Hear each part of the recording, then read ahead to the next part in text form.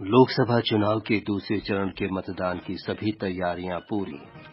12 राज्यों और एक केंद्र शासित प्रदेश में 88 निर्वाचन क्षेत्रों में कल वोट डाले जाएंगे। चौथे चरण के लिए नामांकन प्रक्रिया समाप्त, पर्चों की जांच कल। निर्वाचन आयोग ने चुनाव आचार संहिता के कथित उल्लंघन पर कांग्रेस और भाजपा को नोटिस जारी किया। सरकार ने कहा वो रूस में फंसे भारतीयों के मामले को विभिन्न स्तरों पर सक्रियता से उठा रही है। मौसम विभाग ने कहा अगले कुछ दिन तक देश के कई हिस्सों में भीषण गर्मी की स्थिति रहेगी। पश्चिमोत्तर भारत में वर्षा की संभावना। शंघाई तीरंदाजी विश्व कप के पहले चरण में भारतीय पुरुष टीम रिकर्व फाइनल में पहुंची और आईपीएल क्रिकेट में रॉयल चैलेंजर्स बेंगलुरु ने मेजबान सनराइजर्स हैदराबाद के खिलाफ पहले बल्लेबाजी करने का फैसला किया।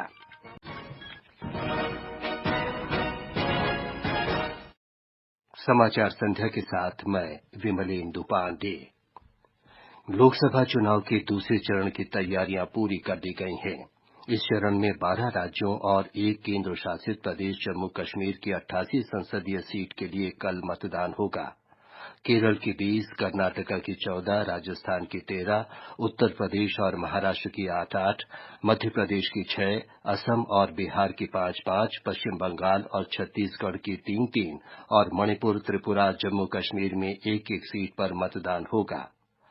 मध्य प्रदेश की बैतूल संसदीय सीट पर बसपा उम्मीदवार के निधन के कारण दूसरे चरण में होने वाला मतदान अब तीसरे चरण में होगा। इस चरण में बाहरी मणिपुर लोकसभा क्षेत्र से 4 उम्मीदवार सहित कुल 1202 उम्मीदवार मैदान में हैं। मतदान सुबह 7 बजे से शाम 6 बजे तक होगा। गर्मी के मौसम में मतदाताओं की सुविधा के लिए बिहार के बांका, मधेपुरा, खगड़िया और मुंगेर निर्वाचन क्षेत्रों के कई मतदान केंद्रों पर मतदान का समय शाम 6 बजे तक बढ़ा दिया गया है।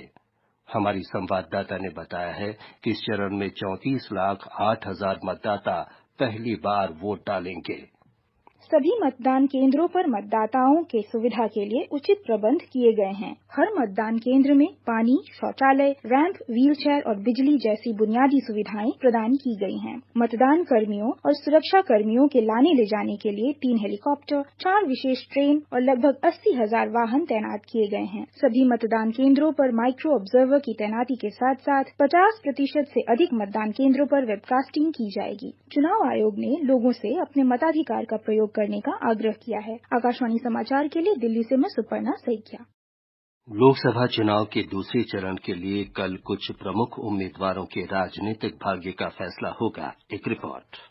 केरल के वायनाड से कांग्रेस नेता राहुल गांधी, तिरुवनंतपुरम से केंद्रीय मंत्री राजीव चंद्रशेखर और कांग्रेस नेता शशि थरूर, भाजपा के तेजस्वी सूर्या बेंगलुरु दक्षिण से, मथुरा से भारतीय जनता पार्टी की हेमा मालिनी प्रमुख उम्मीदवार हैं। अन्य प्रमुख उम्मीदवारों में मेरठ से भाजपा के अरुण गोविल, मांड्या से कर्नाटक के पूर्व मुख्यमंत्री एचडी कुमारस्वामी और पूर्णिया से पप्पू यादव हैं। इस चरण में बाहरी मणिपुर लोकसभा क्षेत्र से 4 उम्मीदवारों सहित कुल 1202 उम्मीदवार मैदान में है। समाचार कक्ष से जागृति शर्मा। राजस्थान में लोकसभा चुनाव के दूसरे चरण में कल 13 लोकसभा क्षेत्रों में सुबह 7 बजे से शाम 6 बजे तक वोट डाले जाएंगे। हमारी संवाददाता ने बताया है कि इन क्षेत्रों में मतदान की सभी तैयारियां पूर्ण कर ली गई हैं। इन 13 निर्वाचन क्षेत्रों के लिए 7 महिलाओं सहित कुल 152 प्रत्याशी चुनाव मैदान में हैं। सबसे ज्यादा 18 प्रत्याशी चित्तौड़गढ़, जबकि सबसे कम 7 प्रत्याशी झालावाड़ बारां लोकसभा निर्वाचन क्षेत्र से भाग्य आजमा रहे हैं। बाड़मेर सीट पर सबकी नजरें टिकी है, जहां त्रिकोणीय मुकाबला माना जा रहा है। इस चरण में अपने बेटों के लिए प्रचार कर रहे 2 पूर्व मुख्यमंत्रियों, लोकसभा अध्यक्ष और 2 केंद्रीय मंत्रियों की प्रतिष्ठा दांव पर है। अशोक गहलोत के बेटे वैभव गहलोत कांग्रेस प्रत्याशी के रूप में जालोर से, जबकि वसुंधरा राजे के बेटे दुष्यंत सिंह झालावाड़ बारां सीट से भाजपा प्रत्याशी के रूप में चुनाव लड़ रहे हैं। लोकसभा अध्यक्ष ओम बिरला भाजपा प्रत्याशी के रूप में कोटा से, केंद्रीय मंत्री गजेंद्र सिंह शेखावत जोधपुर से, जबकि कैलाश चौधरी बाड़मेर से चुनाव मैदान में हैं। जितेंद्र द्विवेदी, आकाशवाणी समाचार, जयपुर। जम्मू कश्मीर में जम्मू निर्वाचन क्षेत्र के मतदान की तैयारियां पूरी हो चुकी हैं। जम्मू के जिलाधिकारी ने निषेधाज्ञा लागू कर दी है। राजौरी और पुंछ प्रशासन ने जिलों में मोबाइल फोन पर वर्चुअल प्राइवेट नेटवर्क यानी वीपीएन सेवाओं को निलंबित करने का आदेश दिया है। प्रशासन ने सभी संवेदनशील इलाकों में केंद्रीय सशस्त्र पुलिस बल और जम्मू कश्मीर पुलिस को तैनात किया है। ये समाचार आकाशवाणी से प्रसारित किए जा रहे हैं। ताजा समाचार जानने के लिए आप हमारे Twitter handle @AIR News Hindi को फॉलो कर सकते हैं।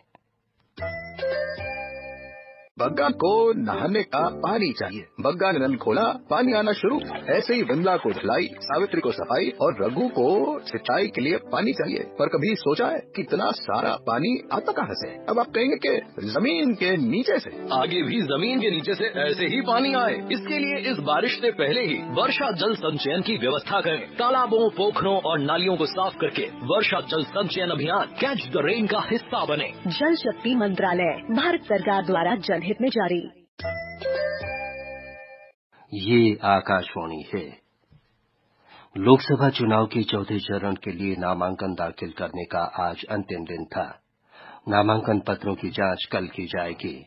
उम्मीदवार 29 अप्रैल तक नाम वापस ले सकेंगे। इस चरण में 13 मई को 9 राज्यों और 1 केंद्र शासित प्रदेश में 96 लोकसभा सीटों के लिए चुनाव होगा।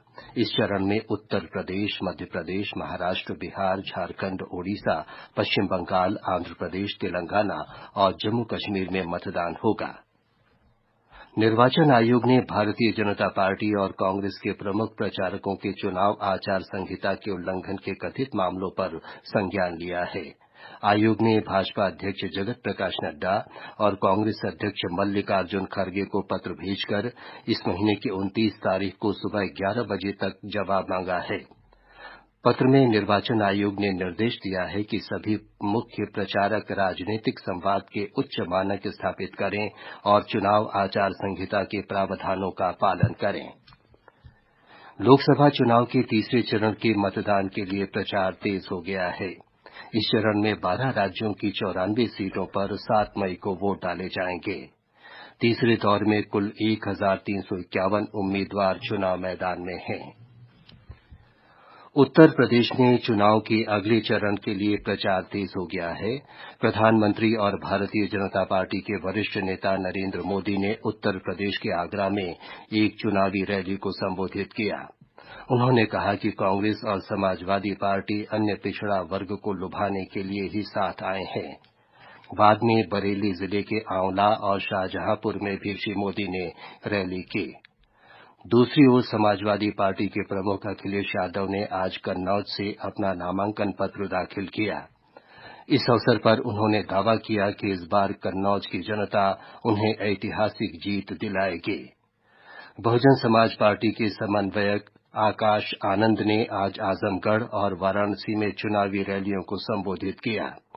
उत्तर प्रदेश में कांग्रेस के चुनाव प्रभारी अविनाश पांडे ने पार्टी कार्यकर्ताओं के साथ लखनऊ में बैठक की। प्रधानमंत्री और भारतीय जनता पार्टी के वरिष्ठ नेता नरेंद्र मोदी कल बिहार में एनडीए उम्मीदवारों के समर्थन में अररिया और मुंगेर में जनसभाएं करेंगे। कांग्रेस ने भारतीय जनता पार्टी से आग्रह किया है कि वे कोई भी आरोप लगाने से पहले उसके घोषणा पत्र को पढ़ लें।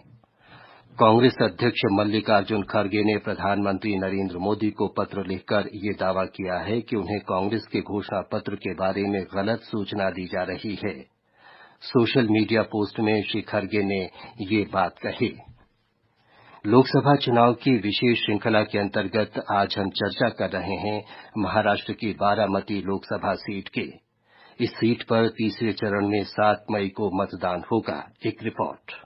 पश्चिमी महाराष्ट्र के बारामती लोकसभा क्षेत्र के अंतर्गत 6 विधानसभा क्षेत्र बारामती शहर, इंदापुर, दौंड, पुरंदर, भोर और खड़गवासला आते हैं। यहाँ 38 उम्मीदवार मैदान में हैं। मतदाताओं की संख्या लगभग 23,72,000 है, जिसमें 12,41,000 पुरुष मतदाता, 11,30,000 महिला मतदाता और 116 थर्ड जेंडर मतदाता शामिल हैं। इस निर्वाचन क्षेत्र में 2,516 मतदान केंद्र स्थापित किए गए हैं। दशकों से बारामती बारामती लोकसभा क्षेत्र पर पवार परिवार और शरद पवार के नेतृत्व वाली राष्ट्रवादी कांग्रेस पार्टी का वर्चस्व रहा है। शरद पवार खुद इस सीट से सांसद रहे हैं। हालांकि इस बार यह लड़ाई एनसीपी बनाम एनसीपी, पवार बनाम पवार हो गई है। वैसे तो सुप्रिया सुले यहाँ से 3 बार सांसद चुनी गई हैं, पर इस बार उनके सामने उनकी भाभी और अजीत पवार की पत्नी सुनेत्रा पवार हैं। लिहाजा बारामती लोकसभा सीट पर मुकाबला काफी दिलचस्प हो गया है। इन दोनों के अलावा मुकाबले में बहुजन समाज पार्टी की प्रियदर्शनी कोकरे और हिंदुस्तान जनता पार्टी की सविता कड़ले हैं। प्रार्थना, आकाशवाणी समाचार, मुंबई। लोक निर्णय 2024 आम चुनावों पर विशेष कार्यक्रम हर शाम 7 बजे से और पुनः प्रसारण रात 9:30 बजे से आकाशवाणी गोल्ड पर। चुनावी गतिविधियों की खबर, देश के हर अंचल पर नजर, विशेषज्ञों की राय और विश्लेषण। दुनिया के सबसे बड़े लोकतंत्र के चुनावी पर्व में सुनिए लोक प्रसारक के साथ लोक निर्णय 2024। ये समाचार हमारी वेबसाइट newsonair.gov.in/हिंदी और हमारे mobile app news on AIR पर भी उपलब्ध हैं। Dear voters, elections are here. Download your voter helpline app from the Play Store or Apple Store and make sure your name is there in the electoral list. Voter helpline app also helps in voter registration, search in electoral roll, information on the candidate, election results, complaint and information on EVM and election process. चुनाव का पर्व, देश का गर्व।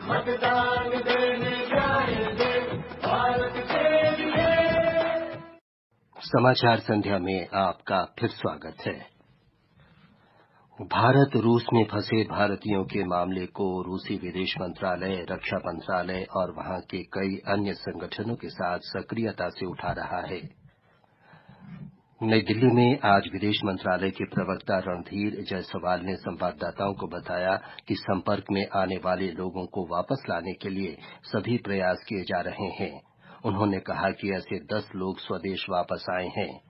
प्रवक्ता ने कहा कि रूस की ओर से आश्वासन दिया गया है कि वहां मौजूद अन्य भारतीयों को भी रिहा कर दिया जाएगा। मौसम विभाग ने देश के पूर्वी और दक्षिणी हिस्से में अगले 5 दिन लू चलने की संभावना व्यक्त की है। पश्चिमी उत्तर प्रदेश और कोंकण में भी कल से सोमवार तक लू की स्थिति रहेगी। शंघाई में तीरंदाजी विश्व कप के पहले चरण में तरुणदीप राय, धीरज बोम्बा देवड़ा और प्रवीण जाधव पुरुष रिकर्व टीम स्पर्धा के फाइनल में पहुंच गए हैं।